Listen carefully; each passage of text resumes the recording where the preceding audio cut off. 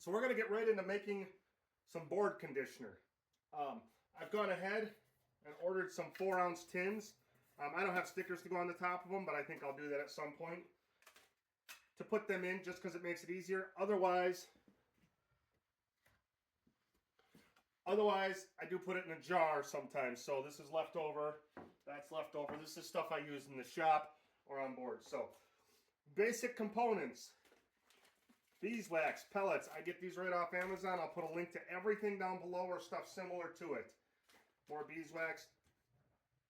I'm trying a tongue oil and beeswax mix here first, and I've already made that. I'll show you in a minute how I went about that, and it's in the tins cooling.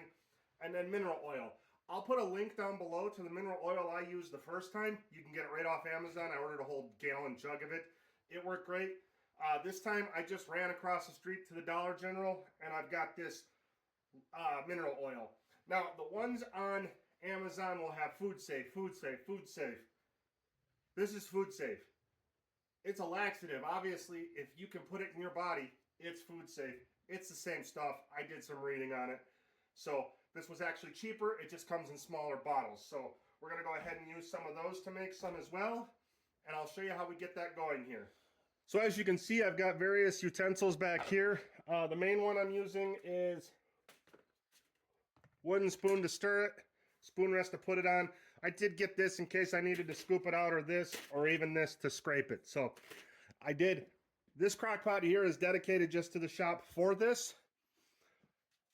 Over here, cheap little pancake dispenser to put it into the tins, and then we'll let them cool. So it's basically 4-to-1. So we're going to go ahead and measure out our beeswax. And in this case, with the mineral oil one, I am going to go and do a full 1 cup. On the tongue oil, I did a little less. I'll show you those measurements here in a second on that one. In fact, I'll just tell you, on the tongue oil, I did a 1/4 cup of beeswax and 1 cup of the tongue oil because I'm trying that one. On this one, we're going to go the full cup. And in fact, we're just going to pour that little extra in there and cash out this bag. And see, we have a bunch in there, so we'll go ahead and get our spoons.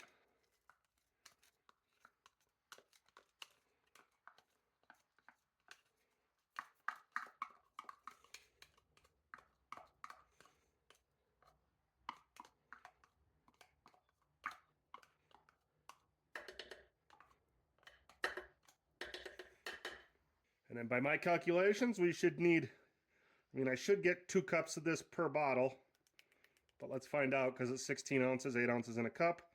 Pretty much looks right, doesn't it?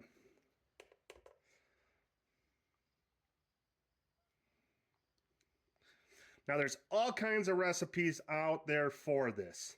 None of them are secret. The one I'm using, the first time I used it, it was posted by Jonathan Katz-Moses. And I can link a video, put a link to his video on it if you want to go through that and see how it's done. So now that I know that those two, we're just going to go ahead and do that, and we'll have our 4-to-1.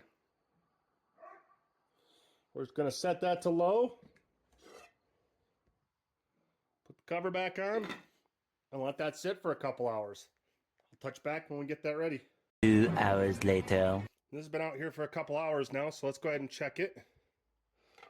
And as you can see, our beeswax is all melted. So we have a liquidy form. Now we're going to go ahead and pour it into our pancake thing and put it in our tins. We're just going to go fill a few of these tins.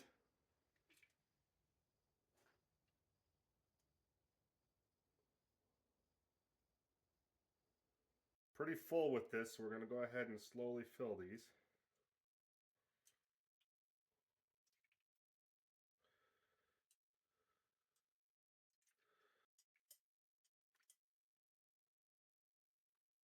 My tins are all full, so I'm going to put the rest in here. And this is just what I use around the shop for tools and different things like that. So we'll go ahead and fill that back up.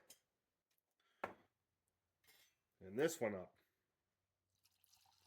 We'll go ahead and let these set up overnight. And tomorrow I'll go ahead and show you what we do with a lot of these as far as various uses around the shop and with cutting boards. So let's go over what we would use this stuff for now. So obviously I put it in these little tins for a reason, and that is so when I make a cutting board, I can send one of these with whomever I give it to or whoever buys it, whoever I gift it to, so they can refresh it anytime it becomes dried out. They can just put this on. So my boards I finish with a tung oil solvent mixture or mineral oil, whatever one I decide to go with. I'm using the tung oil solvent now, but I was doing mineral oil to begin with. And then I'll go over, as you can see here.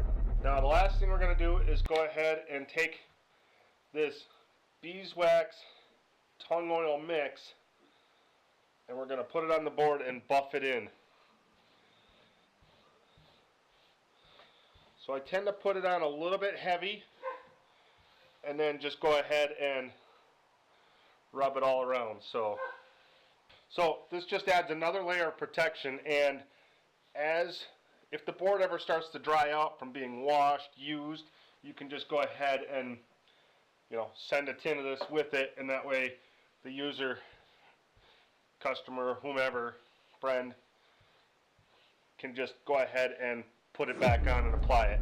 With this stuff over the whole board, usually give it a couple coats, let it kind of dry overnight, and then like I said, you could refinish it at any time. The jar of it. This stuff can be used on any wood project, really, to finish it. If you want to put it on there, you could use it in place of paste wax. But also, I have this in the jar to use around the shop. As you can see here, one night I was working with the router table, and I couldn't use the push blocks to get it through. So then I started using my hands. That's kind of created a dangerous situation. As you can see here, I'm just rubbing this stuff all over that surface.